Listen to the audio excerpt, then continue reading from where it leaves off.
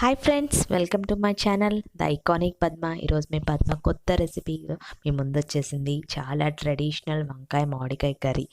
ఈ కర్రీలోకి వెళ్ళే ముందు రెసిపీలోకి నా వీడియో కానీ కొత్తగా చూస్తున్నట్టయితే సబ్స్క్రైబ్ చేయడం, పక్కన బెల్ ఐకాన్ ఉంటుంది.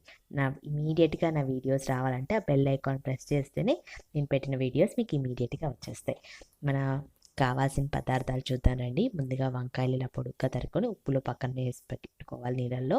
తర్వాత 2 ఉల్లిపాయలు, ఒక 4 టమాటాలు, ఒక మామిడికాయ, చిన్న మామిడికాయ అయితే సరిపోతుంది. ఇంకా కరివేపాకు. ఒక పాట్ తీసుకొని పాట్లో ఆయిల్ వేస్తున్నాను. ఇక్కడ ఆయిల్ వేసి హీట్ అయిన తర్వాత ఆవాలు, జీలకర్ర, మెంతులు, 1/2 స్పూన్ మెంతులు అండి. ఎక్కువ మెంతులు వేసుకుంటే చేదు వస్తుంది. 1/2 స్పూన్ ధనియాలు. కొంచెం మగ్గాక వేపాక కరివేపాకు వేస్తాము. కరివేపాకు వేగిన తర్వాత ఉల్లిపాయలు యాడ్ చేస్తాం. చాలా సింపుల్ రెసిపీ అండి, చాలా ఈజీ రెసిపీ కూడా. దీంట్లో ఇంకా మనం ఏం చింతపండు ఏం అవసరం లేదు, మామిడికాయ పులిపే సరిపోతుంది. చాలా టేస్టీగా ఉంటుంది రైస్లోకి. కంపల్సరీగా ట్రై చేయండి, చాలా బాగుంటుంది ఇది.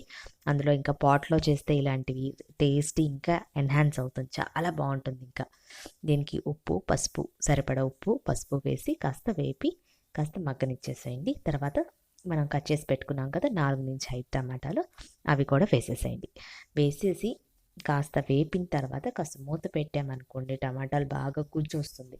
మన కర్రీకి బాగా గుజ్జు వచ్చింది అనుకోండి, ఇలా మూత పెట్టేస్తే కాస్త బాగా మగ్గి మంచి టేస్ట్. ఇలా చూసారా ఎంత బాగా మగ్గింది చూసారా. ఇప్పుడు మనం వంకాయలు వేసేద్దాం. ఇక్కడ మనం కట్ చేసి పెట్టుకున్న వాటర్లో వేసి కాస్త సాల్ట్ వేసిపోతే కలర్ చేంజ్ అవ్వకుండా ఉంటుందండి. ఎప్పుడైనా సరే వంకాయలు కానీ అరటికాయలు కానీ కట్ చేసినప్పుడు కొంచెం వాటర్లో ఉప్పు వేసి పక్కన పెడితే మనకి కలర్ చేంజ్ అవ్వకుండా వెజిటేబుల్స్ అలా వైట్గానే ఉంటాయి అన్నమాట. లేకపోతే బ్లాకిష్లో చేంజ్ అయిపోతుంది. ఇంకా మనం ఇప్పుడు మామిడికాయలు కూడా వేసేద్దాం. మామిడికాయ ముక్కలు కొంచెం పెద్ద పెద్ద ముక్కలు కట్ చేసి పెట్టుకోవాలి. అవి ఉడికాక అసలు ఆ పీసులే కనిపించవండి. మొత్తం ఆ దాంట్లో ఉన్న గుజ్జంతా మన కర్రీకి పట్టేస్తుంది. ఇలా కొంచెం బాగా మగ్గిన తర్వాత ఇంకా మనం కారం వేసేద్దాం. ఇక్కడ నేను 3 స్పూన్స్ ఆఫ్ కారం వేసాను. చిల్లీ పౌడర్ సరిపోతుంది. ఇంకా 3 స్పూన్స్ అంటే మీకు సరిపడ వేసుకోండి, అంటే మీరు కారం తినే వాళ్ళని బట్టి. కాస్త ఇలా బాగా వేపేసిన తర్వాత కొంచెం అది బాగా వేపిన తర్వాత కాస్త మూత పెట్టామనుకోండి, కాస్త మగ్గుతుంది. మగ్గిన తర్వాత వెంటనే కొంచెం ఒక సరిపడా నీళ్ళు వేసేసి మూత పెట్టేసి సిమ్లో పెట్టేసామనుకోండి, ఇవి కొంచెం సిమ్లోనే వేపండి. ఇప్పుడు సిమ్లో పెట్టేస్తే మన కర్రీ రెడీ అయిపోతుంది. సిమ్లో పెట్టి ఉడకనియండి. చూసారా బాగా వంకాయలు ఎంతసేపు అండి, తొందరగా మగ్గిపోతుంది. ఇంకా చూసారా మగ్గిన తర్వాత కరివేపాకు, కొత్తిమీరతో గార్నిష్ చేసుకుంటే మన వంకాయ మామిడికాయ కర్రీ రెసిపీ కంప్లీట్ అయిపోయింది.